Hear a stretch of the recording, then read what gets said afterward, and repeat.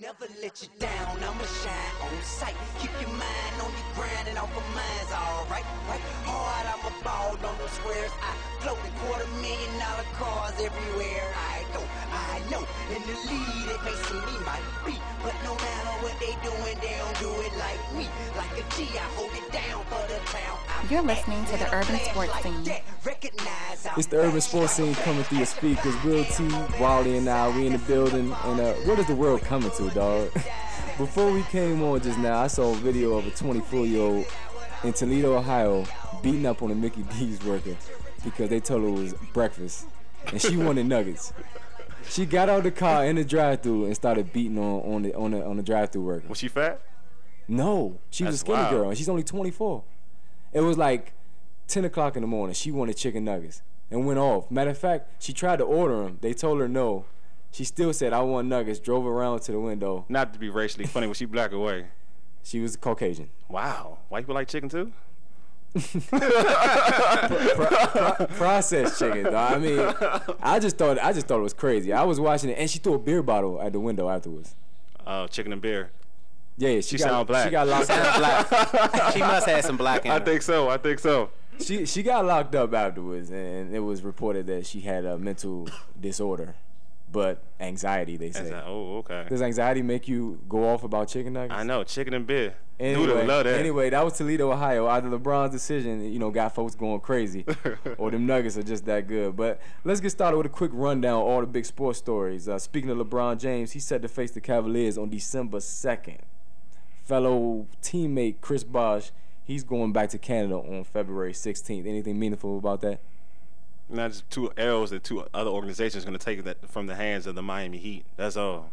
And neither one of them are contending can compete against the Heat, so I really don't care. The Cavs. Well, also in regards to the Heat, Jeff Van Gundy seems to think that they will shatter all records and have no competition. I agree. I think that the Miami Heat, on paper, is stacked. They have shooters and they have two good one-on-one players. Yeah, I think it's a lot. I mean, conceivable. It's conceivable for them to go surpass the Bulls record, but you also have to take into consideration their travel schedule and things like that, injuries. So I think that they will.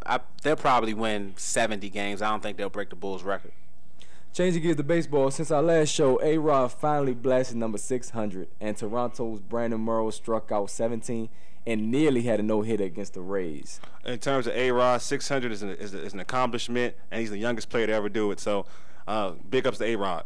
Buck Showalter is also off to a 6-1 start with the Baltimore Orioles. I told Fish, I told Fish that the Orioles had potential, and luckily Buck Showalter's doing right by him, and they look like they're on the come up. In NFL news, preseason got kicked off this past Sunday with T.O. nabbing 2 balls. Oh, that sound no homo. Yeah, no homo. My bad. That sounds bad. And our big man Albert Hainsworth passed his test finally, so he's practicing. We glad to hear that. In other news, not related to sports, former Idol winner Fantasia has been hospitalized after an overdose amidst a divorce scandal that she's currently involved in. She was popping pills. Times is tough. She couldn't read. Now she popping pills. Poor Fantasia. But you heard about the divorce thing, right? Nah, fill me in. It's a couple getting divorced, and her name is in there as the mistress of the guy, and it's not Ruben. I just heard that she's getting stressed out with the media. That's what I heard. Anyway, and starting this month, college students will be able to gamble on their grades. I mean, where was this when we was in college? Shoot, I was playing Tunk, so I was doing my Tunk. MySpace? Yeah, Tunk. Yeah, it's a website called Ultranistic, I think, or Ultrinsic, actually. And they're taking wages on grades from students at 36 colleges. It's in Las Vegas. This website is based. This is great. That's a great thing. Ultrinsic will pay you top dollar for A's, a little less for more than likely outcome of a B average or better, and so on. You can also wager if you fail a class by buying what Ultrinsic calls a grade insurance. Dang, that's been great for me, because Lord knows my sophomore year was a bunch of failing.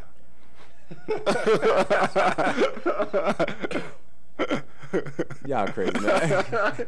Lastly, people are still having negative feelings regarding Will T's favorite show, Basketball Wives. A critic just came out recently and said they should have called it The Secret Life of Bees.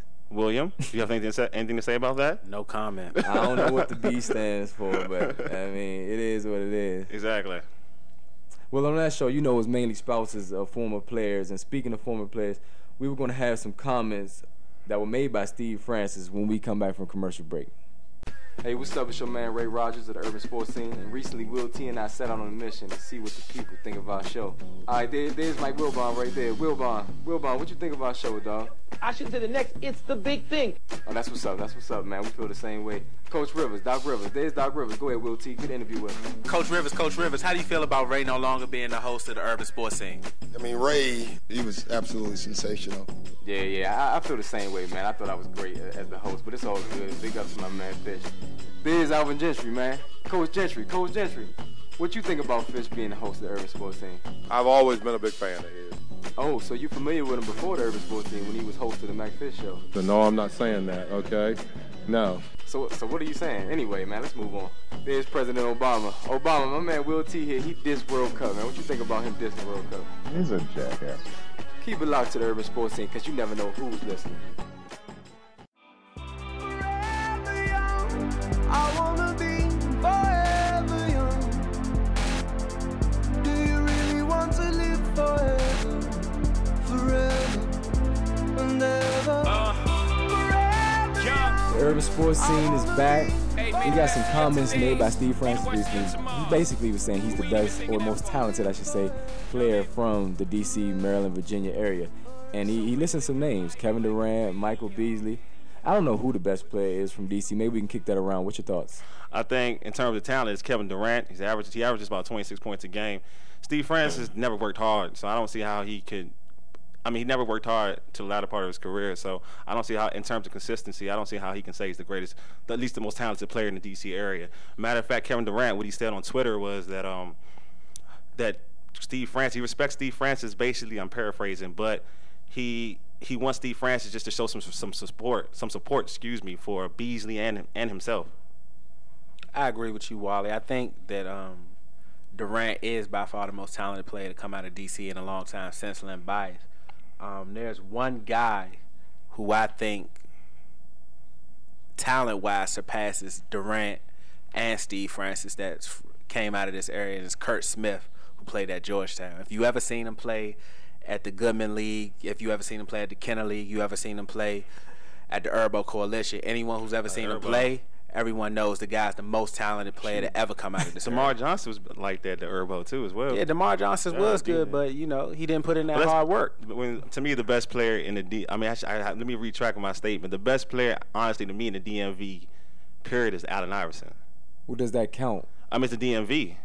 I mean, you mean Georgetown or do you mean Virginia? DMV is still DMV. Virginia's part of the well, DMV. That's Northern Virginia. That's the Tri-Water area. Okay, but you can make the argument that you can include Iverson and guys like that played down in that area because they came up here every summer. They came up here and played ball. So you can make that case. That's true. It's the closest big city. Actually, my whole opinion is I mean, Steve Francis, Kevin Durant, they're still kind of young to be considered the best ever. Len Bias is still the best from this area. Oh yeah, hands down, absolutely. I've never seen him. I didn't grow up in terms of that time frame watching basketball to that extent, so I never really truly saw Len Bias play. But it just off of respect and how a lot of people have spoken highly of him, I can only just out of respect say that he's the best. Well, go ahead. Let me retract your statement, right? Living? Well, go ahead, period. There is a guy came out of the D.C. area by the name of Elgin Baylor. Okay. Oh, yeah, he's a great ball player, he's too. One of the greats. That's true. One of the greats. True. Well, on a national level, people usually include Baltimore when they talk about D.C., so they include Sam Cassell, Carmelo Anthony, Rudy Gay, right? Players. Adrian Dantley. Which is part of Maryland if you think about it, but Baltimore and DC and totally the different. DMV are totally separate, so you can't include them folks. Andrew Dantley, he's in the mix. Victor Page, believe it or not, for those of y'all who live outside of this area, Victor Page is highly touted around this area. So is Lawrence Moulton. Lawrence Moulton, absolutely, absolutely. Before there was Jerry McNamara, there was Lawrence Moulton. Well, Steve Francis, he went to Maryland. And speaking of the Terps, Chris Jenkins of the Jets, he made some comments about Maryland football recently, basically saying they were going to be bad. I mean, but he actually said he would still support them. He interestingly sounded upset to see Debbie Yow, the AD, leave, and most people around